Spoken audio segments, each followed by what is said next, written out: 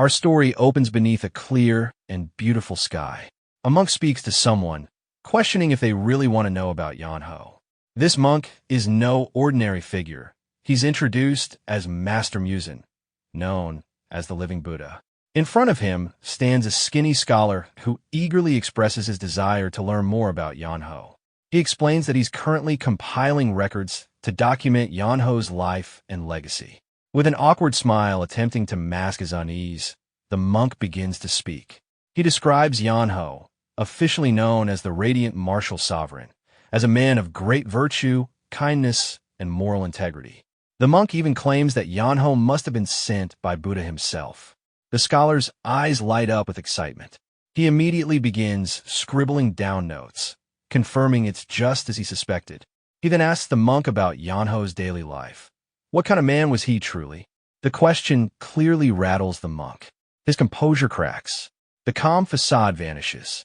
Suddenly, he explodes in frustration, unleashing curses at the very mention of Yeonho's name. It's so shocking coming from a monk that the startled scholar practically falls out of the sky. The scene shifts abruptly to the Hube Penglan. The scholar is now being violently thrown out of the Pang clan residence.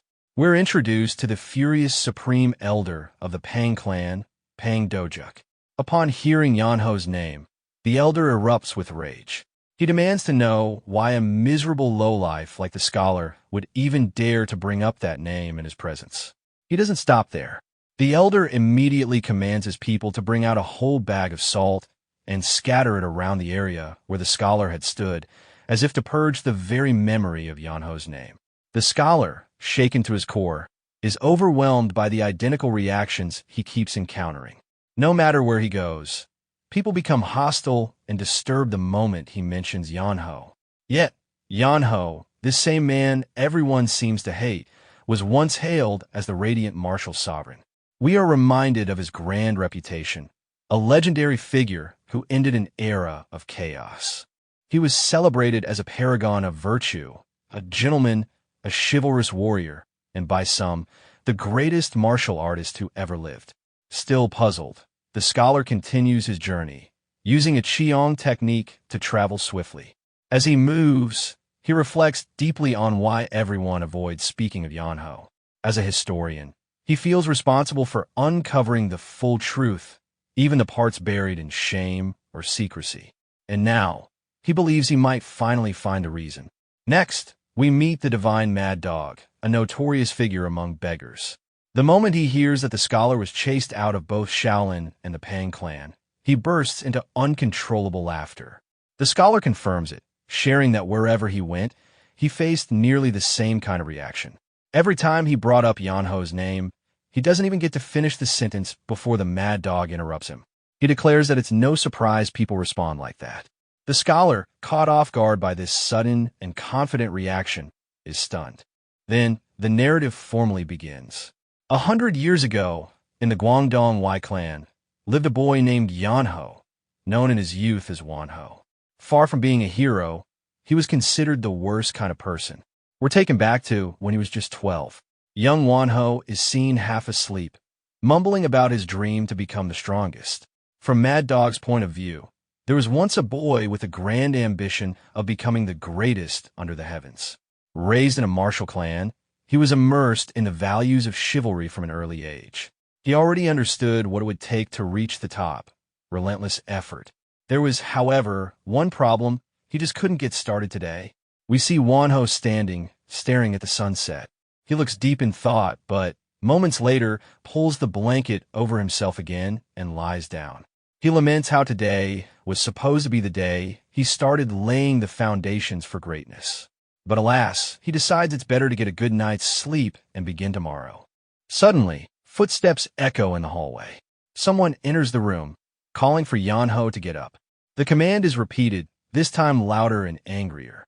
Yeonho sluggishly rises from bed. Now we meet his father, the patriarch of the Guangdong White clan, Wi Yeonho. Also known as the righteous chivalrous swordsman, he sternly asks his son if he even knows what time it is. Yeonho casually replies that he saw the sun. His father points out that despite seeing the sun, Yeonho is still in bed. Yeonho cheekily argues that the sun is setting, so technically it's still sleep time. His father grows more frustrated and asks how long he's been holed up in his room. Yeonho guesses, was it 2 days? Maybe 3? He settles on 2. But the truth hits hard. It's been 4 full days. His father calls him a useless brat, appalled that Yeonho has been lazing around for that long, wrapped in a blanket. He even jokes that not even a bear would lie still for that long, without turning over from the sweat. Trying to deflect the scolding, Yeonho laughs nervously and claims he does get up every now and then. That only angers his father more. Yeonho then tries to explain he meant to train today, truly, but each time he opened his eyes, the sun was already setting. And of course, when the sun sets, it's bedtime again. One must rest to train early the next morning, right? Fed up with the excuses, his father explodes in rage. He flips the bed over, yelling that today he will finally fix his son's rotten attitude once and for all. From Mad Dog's perspective, the scene is both ironic and amusing. He comments with a pun, "Today, in the mighty Guangdong Wi household, the sun was already setting." The scene transitions to the Wi clan's administrative office. There, the patriarch sits visibly stressed. The administrator, Zhou Bang, gently inquires whether the second young master is the source of his troubles. The patriarch confirms it. Who else would it be? Zhou Bang tries to reassure him, saying Yeonho will eventually grow up and mature. But the patriarch blames himself. We are then given more context. When Yeonho was just 2 years old, Zhang Han had left on a martial dual pilgrimage. He had expected to be gone for only 2 years. But fate had other plans. Caught up in unexpected events, he ended up wandering for 8 long years. Though he returned a famed warrior with the honorary title of the righteous chivalrous swordsman, the cost was great. By the time he came home, everything had changed. His once gentle wife had grown fiercer than a tiger, and the son he had thought would turn out just fine had become a hopelessly lazy sloth. Back in the present, Zhang Han sighs deeply, consumed by regret. Zhou Bang tries once more to reassure him. Surely, there must still be a way to turn things around. The patriarch, upon hearing something vague, asks for clarification. The administrator reminds him of an important person who is returning soon. At first, the patriarch doesn't understand who he means, but quickly realizes the implication. The administrator is referring to someone returning after 3 years at the academy. The patriarch gives a knowing smirk. He's reminded of the only person Yeonho genuinely fears. At that moment, someone quietly arrives behind Yeonho. Yeonho suddenly feels uneasy, like a chill ran down his spine. When he turns around, he sees his older brother, the eldest son of Guangdong's Wi clan, Sanho. Sanho casually asks Yeonho how long he's been asleep. Yeonho, clearly caught off guard and nervous, asks when Sanho got home. Sanho replies by pointing out that he asked first. Yeonho scratches his head awkwardly, unable to respond. Sanho fixes his gaze on him, prompting Yeonho to blurt out that things aren't as they seem. He claims he trained hard early that morning and only napped because he was tired. He insists it's true. Sanho then asks if Yeonho really trained, and Yeonho confirms it. To check his progress, Sanho tells him to use a technique on a nearby candle, wanting to see how much Yeonho has improved in 3 years. Yeonho reluctantly readies himself with a sword. Sanho, watching him hesitate, urges him to continue. Yeonho tries to stall, pointing out that they're indoors and implying it might be unsafe. Sanho firmly assures him it's fine and tells him to demonstrate what he has. Yeonho begins preparing and attempts to perform a sword move, the soaring dragon technique. He strikes, but the candle remains untouched. Realizing the move failed, Yeonho panics internally. Sanho, disappointed, remarks that after 3 years, one should have mastered such a technique and moved on. Instead, Yeonho seems to have regressed. Later, the family gathers in the dining hall for dinner. Yeonho feels uneasy and certain that the food will only give him indigestion. The patriarch asks Sanho about life at the martial academy and whether he faced any challenges. Sanho responds that everything was fine. In fact, difficulties are essential as they help one grow. The patriarch commends Sanho's perseverance and acknowledges the hardships he must have endured. Sanho humbly returns the sentiment, saying his father had it harder being away from home. Then the patriarch asks if there are any other issues. Sanho brings up one, concerning Yeonho. The matriarch asks what it is, and Sanho responds that he believes Yeonho should be taken to the martial academy. This catches everyone off guard, especially Yeonho, who is overwhelmed by fear and anxiety. The scene shifts, with the narrator known as the Mad Dog, noting that even well-known martial figures like Master Muzin and Pang Dojuk react strongly at the mention of Hye Yeonho's name. He hints that this moment was the start of something significant, though no one could have guessed that the lazy Yeonho would one day make a name for himself. And so, Yeonho ends up being sent to the academy, mostly against his will. His family, especially his younger sister Warren, is emotional. She cries and begs him not to go. Their father jokes lightheartedly, encouraging him to return as a man. Yeonho tries to console his sister, promising to come back. From Mad Dog's view, the journey of Sanho and Yeonho seemed smooth, at least for Sanho. During the journey, Yeonho asks if they're nearly there.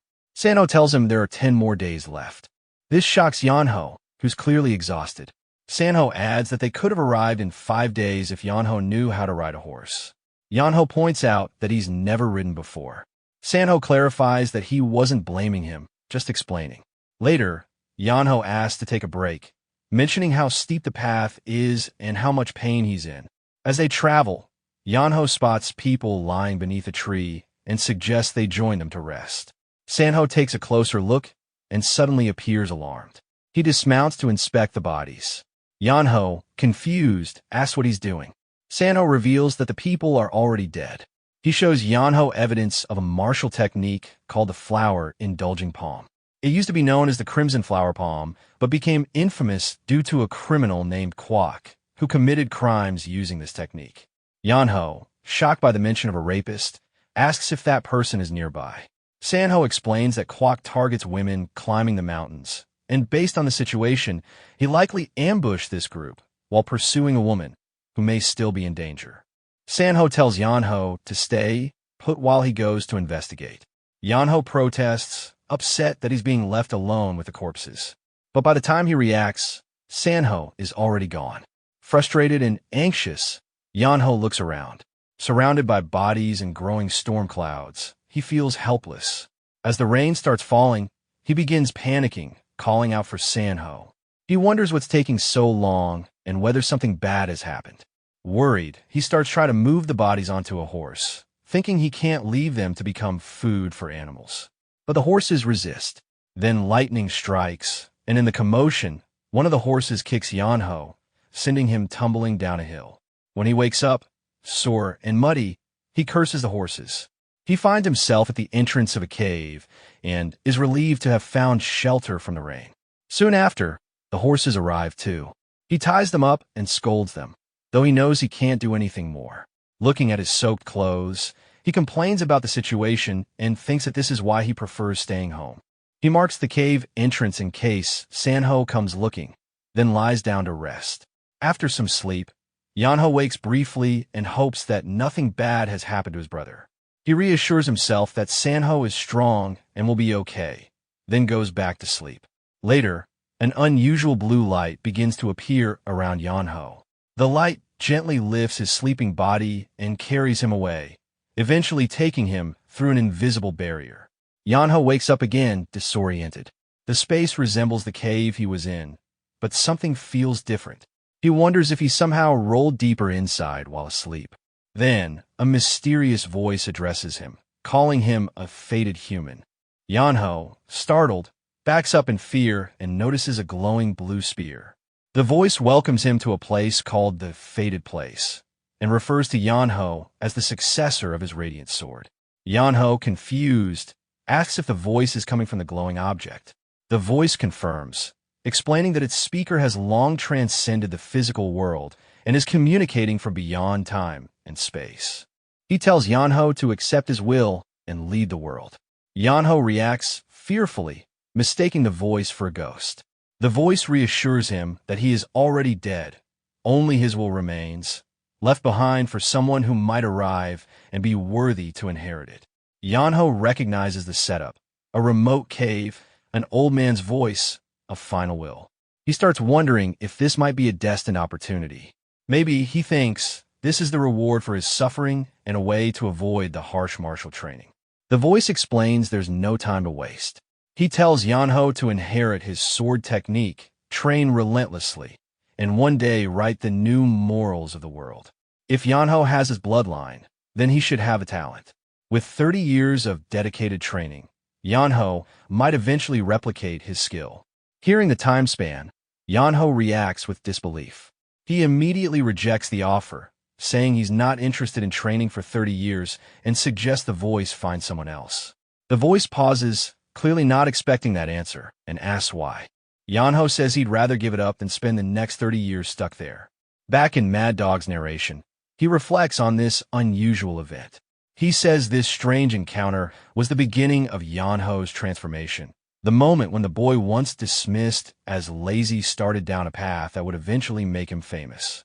Yeonho tells the old man that he doesn't believe this is fate and suggests he find someone else, then leaves. The old man calls for him to wait. When Yeonho turns back, he sees the light forming into the shape of an old man. This is the first appearance of Baek Muhan. Seeing him, Yeonho concludes he was right all along. The old man is a scammer. The old man reacts to this accusation, questioning how Yeonho could call him that. Yeonho explains that the old man pretended to be something else at first, only revealing his true nature when his act failed. The old man denies pretending and explains that he is a spirit who has left his physical body. Yeonho doesn't believe it and tries to hit him, but his hand passes through, causing him to fall. Surprised, Yeonho realizes the old man might really be a ghost. The old man clarifies this is a rare technique called the spirit transmission arts, used only by extremely high-level martial artists. Yeonho casually calls such people ghosts, frustrating the old man, who insists he's not one. Back with Mad Dog, he tells a scholar that this is how Yeonho met his master. The scholar questions whether spirit transmission arts really exist. Mad Dog confirms it's a technique mastered only by the most elite. The scholar then asks who among martial artists can use it. Mad Dog brings up the Sword Emperor. The scholar immediately recognizes the name. He's known as the strongest in history, head of the Baek clan, and a legendary figure. Mad Dog confirms that Baek Muhan, the Radiant Sword, later known as the Sword Emperor, was Yeonho's master. The scholar is surprised since the Sword Emperor lived 300 years ago. Mad Dog agrees, saying the Sword Emperor belonged to a long-forgotten era. Still, it's true that he trained Yeonho. The scholar assumes Yeonho must have begged to become the Sword Emperor's disciple. Mad Dog corrects him. It was the Sword Emperor who sought a disciple after centuries of being ignored by his own descendants. Back in the cave, Yeonho asks the old man why he's overreacting and insists again he can't learn from him. The old man closes the entrance, trapping Yeonho. He explains that with Yeonho's current skill, he can't move the thick stone gate.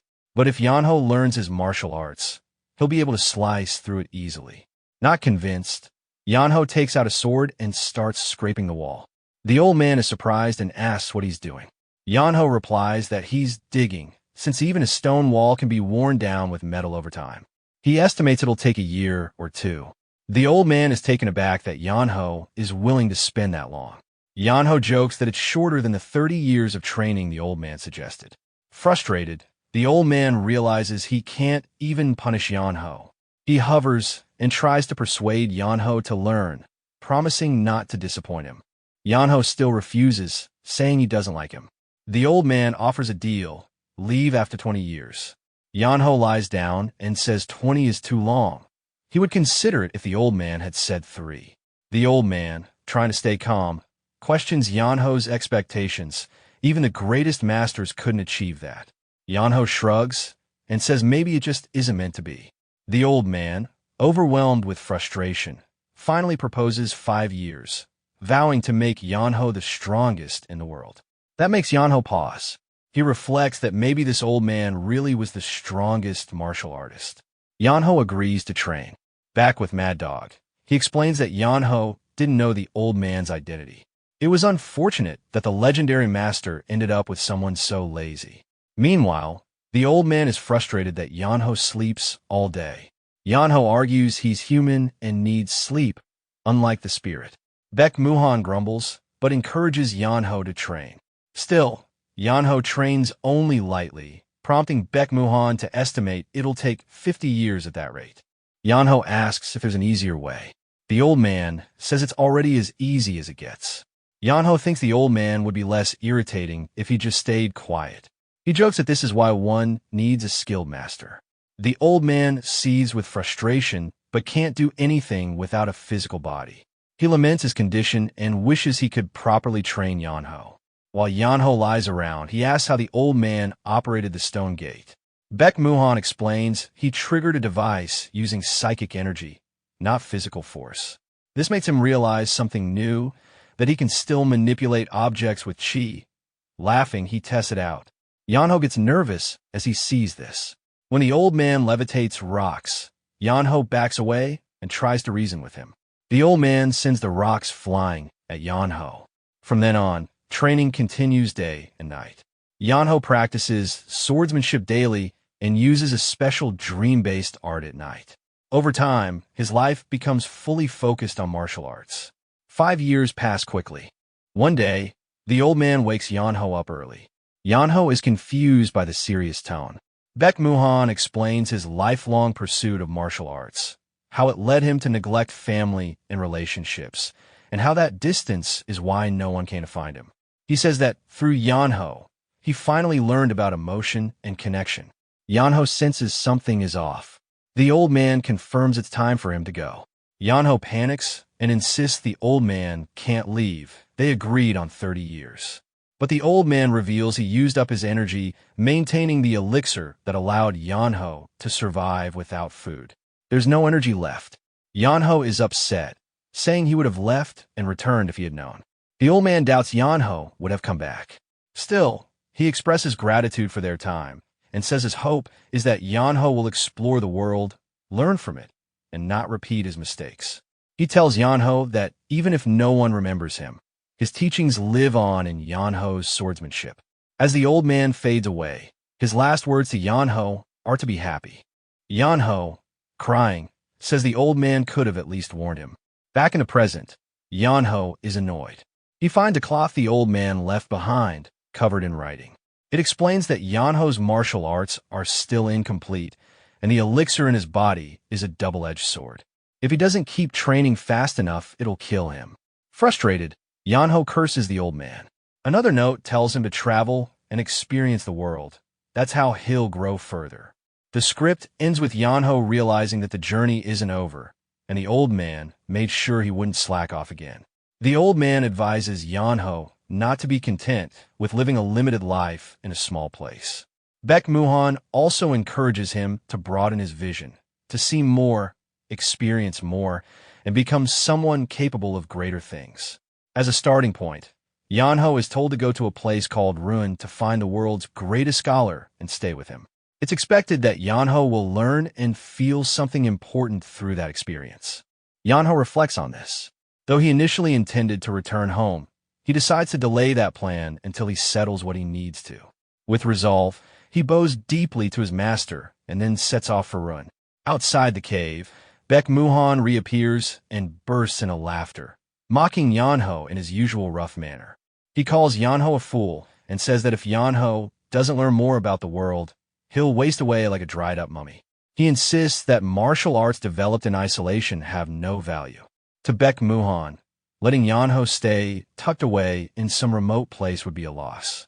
With a content expression, he says it would be a waste of Yeonho's martial talent. The story moves to the city of Kiang. Yeonho is visibly thin from starvation, looking skeletal. He approaches a beggar who turns out to be Jang-il, the branch leader of the beggar sect in this area. Jang-il is taken aback by Yeonho's appearance and internally wonders who this dried-up person is. Yeonho says he came with a question, but Jang-il immediately asks for money in exchange. When Yeonho questions if payment is necessary, Jang-il tells him that nothing in the world is free. Though he considers helping Yeonho out of professional respect, he sticks to the rules of his organization. Jang-il assumes Yeonho is a beggar and says so.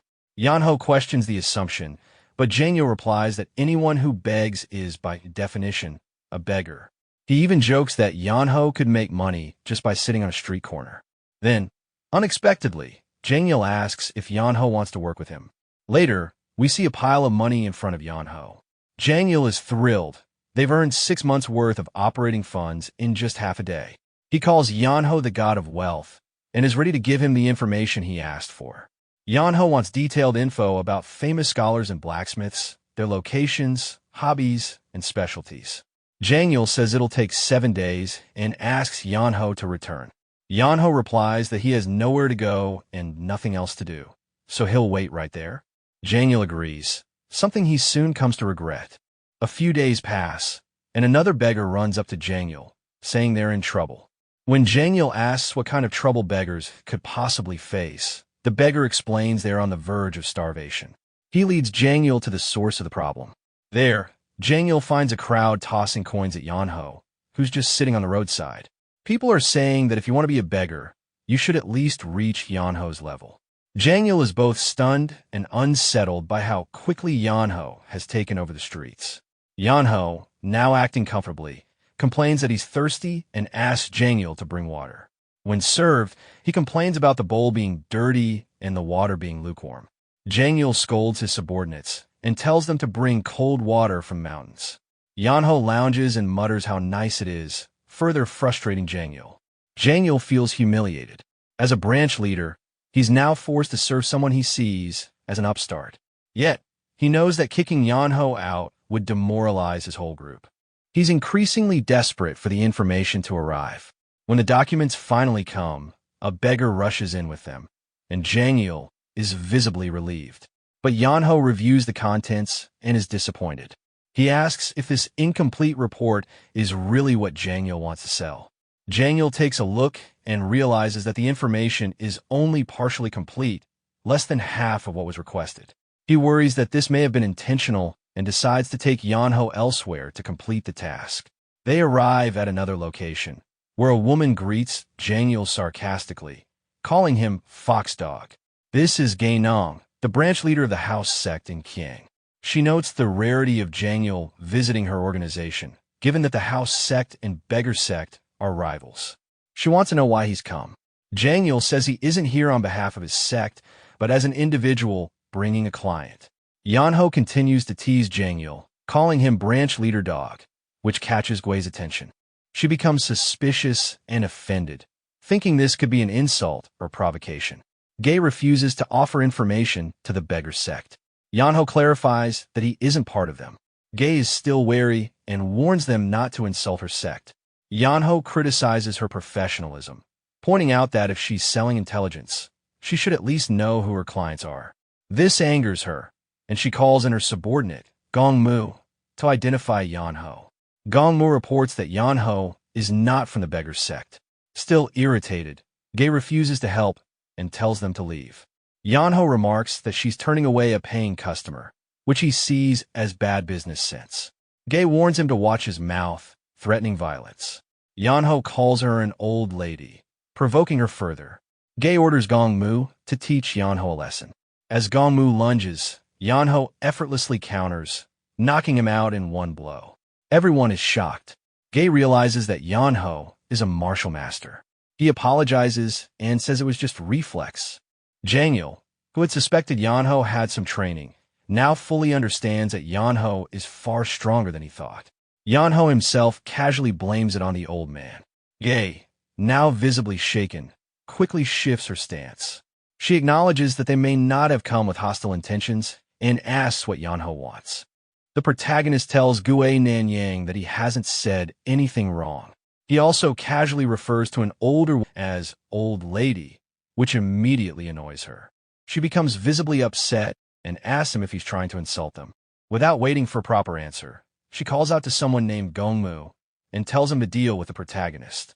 A man drops down from above and charges at the protagonist, acknowledging her command. The beggar beside the protagonist quickly reacts, telling him not to get involved. But before the beggar can do anything, the protagonist pushes him aside and tells him to step back. The protagonist then stops the attacker with a single move. Everyone in the room is surprised by how quickly the man was defeated. Zhang comments that the protagonist must be a martial arts master. The protagonist responds casually explaining that he just reacted because someone tried to hit him. The old lady mentions that things would have gone more smoothly if they had been warned about the protagonist reacting this way. The beggar starts thinking about how strong the protagonist really is. He had suspected the protagonist knew martial arts, but now realizes he's far stronger than expected. In his mind, he compares him to a monster. The protagonist internally blames the old man who sent him here for getting him into this situation. The old lady now changes her tone and apologizes. She says she didn't realize the protagonist was someone important. The protagonist doesn't understand her change in behavior, since she's been speaking to him directly the whole time. He responds briefly. The protagonist doesn't seem to have come with peaceful intentions. The protagonist reacts with confusion. The beggar then tells the old lady that they aren't here to fight. He explains that there was certain information the beggar's sect couldn't get, so he came to ask for help. The old lady questions why he brought the protagonist with him. The beggar confirms that he did. She compares the situation to bringing a dangerous animal into a vulnerable place and then asking for something minor. The beggar replies that he understands it looks bad, but insists he's being honest. She says she'll believe him. The beggar thanks her. He points out that although they're willing to listen, the fact remains that one of their people was hurt, so compensation is required. He says that in their world, the rule is simple. Harm must be repaid equally. For more people appear. The protagonist notes to himself that people here like to show up in a flashy way. The protagonist attacked one of them. They can't let him leave without paying a price. The protagonist replies that it was just a reaction because someone tried to hit him first. He says he didn't mean any real harm. The man insists that in the unorthodox martial world, the rules are strict. Harm for harm, injury for injury. The protagonist calls that logic unreasonable. The group ignores his response and says they'll just take some flesh from his face as repayment. The protagonist responds that he doesn't have much flesh left. He hasn't eaten properly in a while. Then someone shouts to kill him. The protagonist questions how things escalated from taking a small piece of flesh to trying to kill him. He then tells everyone not to move, adding that he doesn't want things to go that far. That's it for today's video. If you made it this far, I hope you enjoyed it. And if you did, make sure to subscribe to the channel for more awesome videos like this. Thanks for watching.